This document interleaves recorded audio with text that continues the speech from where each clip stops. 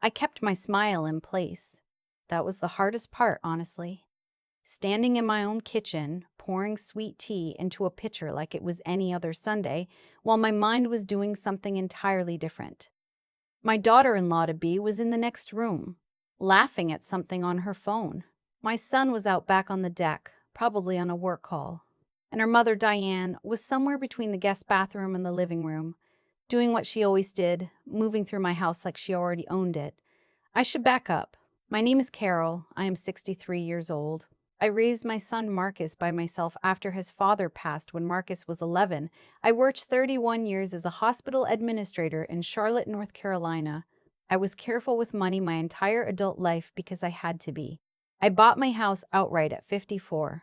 I have a rental property 2 streets over that I bought cheap and fixed up myself over 2 summers.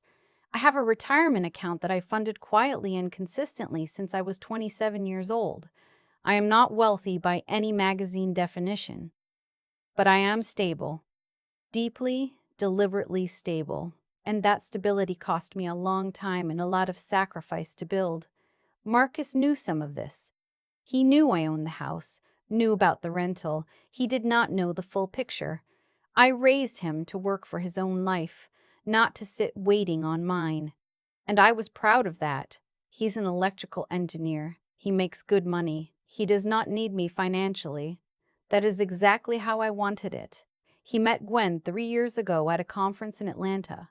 She was in sales, pharmaceutical, and she was charming in a way that I noticed immediately. Not because charm is bad. I am a charming person myself when I need to be. I noticed it because her charm had direction.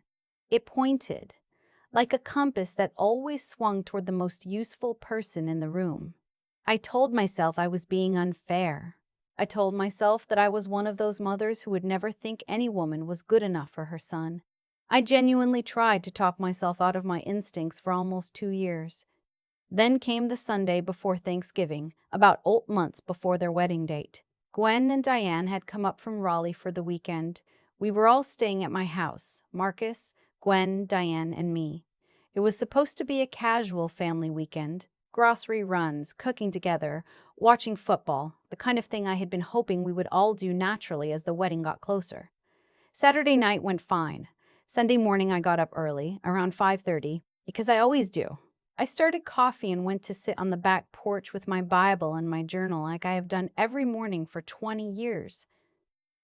It was cold. I had my robe and my slippers and my hands wrapped around a mug. I don't know exactly what time it was when I heard them. Maybe 6:15, maybe 6:30. The windows in my kitchen faced the back porch. They're original windows from when the house was built in 1987, and they do not seal the way newer windows do. In the summer, I can sometimes hear the neighbor's television. In the winter, when it's quiet, sound carries differently. I heard Diane first. She has a distinctive voice, low, a little raspy, like someone who used to smoke. She was not being loud, but she was not whispering either. The way you talk in a kitchen when you think the house is still asleep. She said something like, "Did you find out what that second property is worth?" And Gwen said, "Not exactly. But the one on Fieldcrest is probably 280, 290. And the retirement, I'm guessing, is somewhere around 400. She's been working since the beginning of time." I did not move. Diane laughed, a short, quiet laugh, and said, "So we're talking close to 1 million between the house she's in and the rest." And Gwen said, "Once Marcus is on the deed, it simplifies everything." I set my mug down on the little iron table next to my chair, very carefully, so it would not make a sound.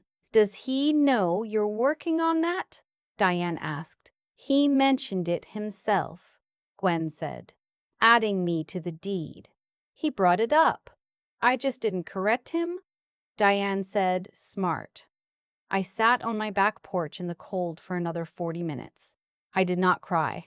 I am not sure why, except that I have been through enough in my life that shock does not come for me the way it used to.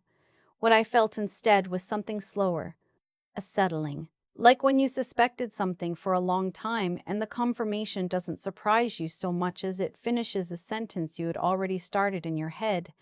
I went inside eventually. I made a fresh pot of coffee.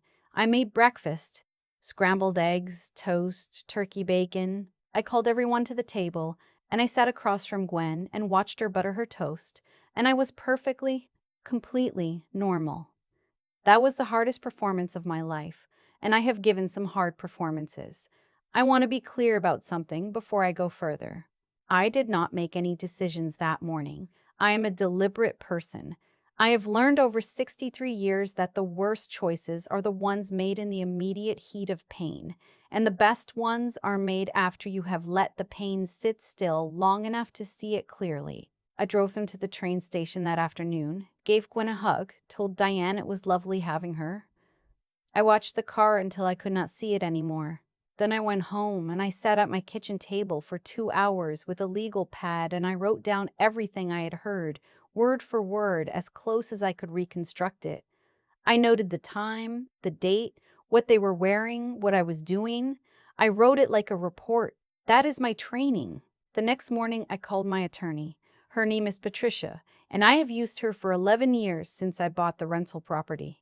She is in her early 70s now, sharp as she has ever been, and she has the particular skill of listening to something and immediately identifying what matters. I told her what I had heard. I told her about the deed comments specifically. She was quiet for a moment, and then she said, "Has anything been signed?" I said, "No." She said, Then we're fine. Let's talk about what you want to do." That conversation took about an hour. What I walked away with was a plan, a set of documents to update, and a new meeting scheduled with a financial advisor Patricia trusted. Over the next 6 weeks, I quietly restructured several things. I placed the rental property into an LLC.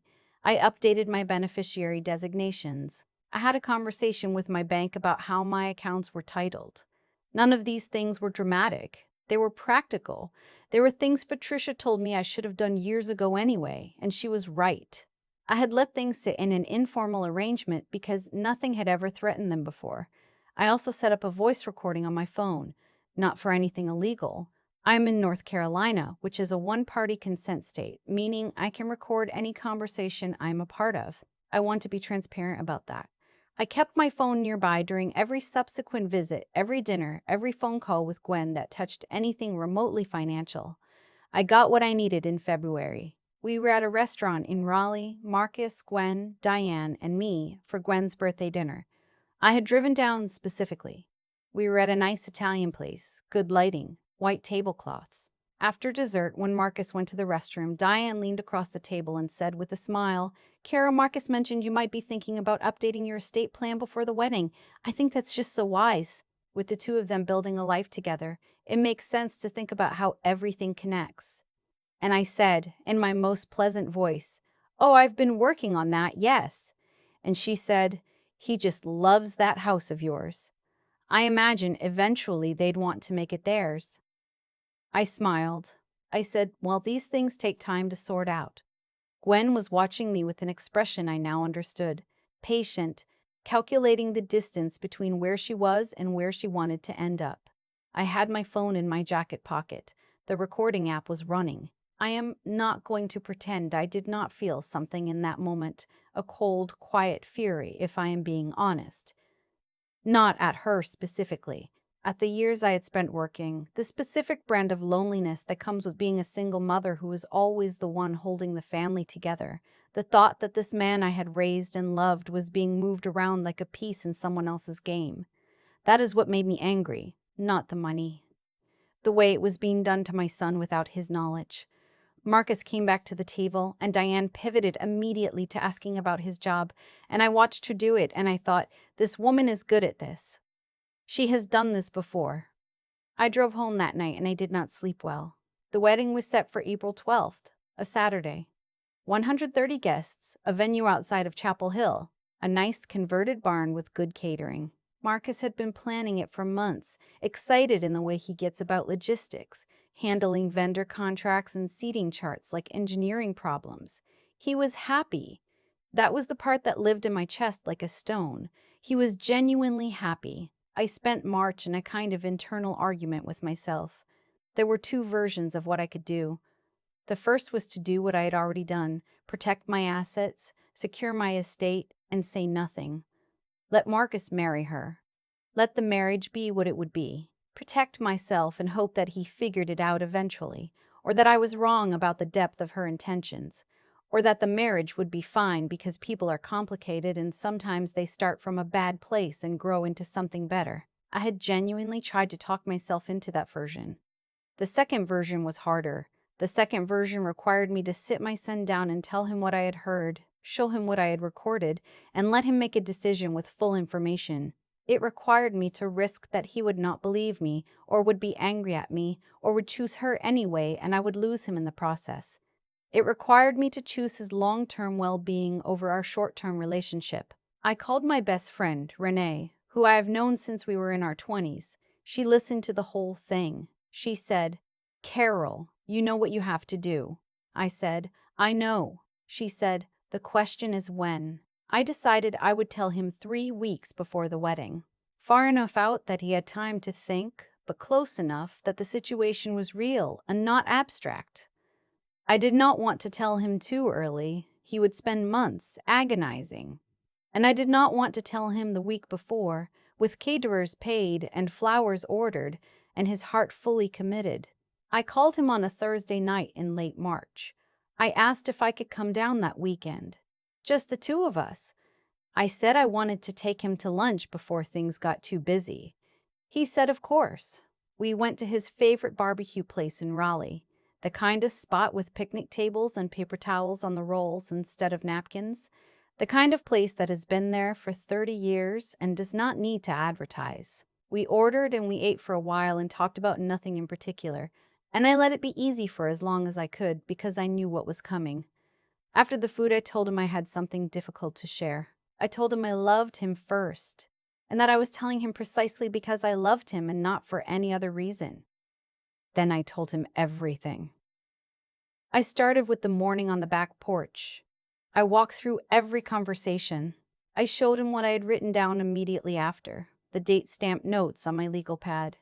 I played him audio from February. I let him hear Diane's voice, smooth and deliberate, talking about his house, his mother's estate, the future she was designing around his marriage without telling him. I watched my son's face. He is a quiet man, like his father was. He does not perform his feelings. He listened without interrupting, which I appreciated and which also told me he was hearing it and processing it at the level it deserved. When it was over, he sat for a long time looking at the table. He said, "How long have you known?" I said, "Since November." He said, "Why didn't you tell me sooner?" I said, "Because I needed to be certain, and because I needed to make sure I wasn't coming to you with something I couldn't back up. I didn't want to cost you a relationship based on something I half heard and misunderstood. That's not fair to you." He was quiet again for a while. Then he said, "Play it again." I played the February recording again. He listened with his eyes down, his hands flat on the table, still. When it ended, he said, "That's her voice." I said, "Yes." He sat back in his chair. He looked out at the parking lot for a moment, and then he looked at me, and his face had changed in a way that I recognized because I had seen it once before, when I told him his father was gone. Not the same grief, but the same quality of closing a door that had been open. He did not ask me what to do. He did not fall apart. He said, "I need to think." I said, "Take all the time you need." He called me the next day. He had spoken to Gwen. He had not told her about the recording. He had simply asked her directly some questions about her expectations around finances and property and what she envisioned for their future together. He told me later that her answers were enough. Not because she said anything obviously wrong, but because he could see now that he was looking to frame around every answer. The way she navigated those questions, the way you navigate a conversation you have rehearsed. He told her he needed space. He told her the wedding needed to be postponed. I will not tell you what happened between them in detail because that was his, not mine. I will say that the engagement ended within 2 weeks of that barbecue lunch. There were difficult conversations, some of which he shared with me and some of which he kept to himself, and I respected both. He cried once on the phone with me. I let him. I didn't try to fix it. You can't fix that kind of thing. You can only keep the line open. He called Gwen's mother himself. He was dignified about it, more dignified than I might have been, honestly. The venue was canceled. The deposits were largely non-refundable. I helped him with some of that and did not call it a loan. The invitations had been sent. He made the calls himself and I offered to help, but he wanted to do it. He said it was the right way. There was a Sunday about a month after everything ended that he drove up to Charlotte and sat on my back porch with me, the same porch where all of this started. We had coffee. It was May by then, warm finally, and the azaleas in the side yard were ridiculous, the way they get every spring. He looked at those azaleas for a long time. He said, "Were you scared to tell me?" I said, "Terrified." He asked why. I said, "Because you were happy. And I knew telling you would end that happiness, at least for a while. And it's a hard thing to choose your child's future over their present happiness. It feels like the wrong math in the moment." He nodded slowly. He said, "What if I'd been angry at you? What if I'd picked her?" I said, "Then I would have waited, and I would have still been here." He looked at the azaleas again. He said, "I keep thinking about what another 10 years of that would have looked like." I said, "I know." He said, "Thank you, Mom." He did not say it dramatically. He said it the way people say the things they mean the most, quietly, almost offhand, like the weight of it is too much to hold up in the open air for very long. I said, "Always." I want to say something to whoever is listening to this, because I have thought about it a lot in the months since. I am not telling this story because I was clever, or because I did everything right, or because protecting your estate makes you a good mother. I am telling it because there is a kind of love that is not soft, and our culture does not always know what to do with it. There is a love that watches carefully, that keeps notes, that goes to attorneys and updates LLCs and sits in the cold on a back porch at 6 in the morning listening through old windows because something doesn't feel right, and you know yourself well enough to trust that feeling. Nobody thanked me for the 31 years at the hospital. Nobody was in the room when I signed the papers on the rental property after driving 40 minutes on a Saturday to pick up keys from a seller who couldn't meet me during the week. Nobody saw the spreadsheets, the overtime, the years of not buying things I wanted so I could buy things I needed. That stability was mine. I built it, and someone tried to walk into my family and walk out with it, and they almost succeeded because they understood something true, that love makes people lower their guard. I did not lower mine. I loved my son enough not to. If you are in a situation where something feels off, a new partner, a new in-law, someone who asks a few too many questions about property and accounts and what happens to things after, I want you to know that trusting yourself is not paranoia. Asking questions is not being difficult. Talking to an attorney before the wedding, not after, is not pessimistic. It is the same thing as wearing a seatbelt. You hope you never need it. You put it on anyway. My son is doing well now. He's dating someone new, slowly, carefully. And I have met her twice, and I am withholding judgment in the patient, watchful way that I have learned is the only honest kind of withholding. He seems lighter. That is the only word I have for it. Lighter.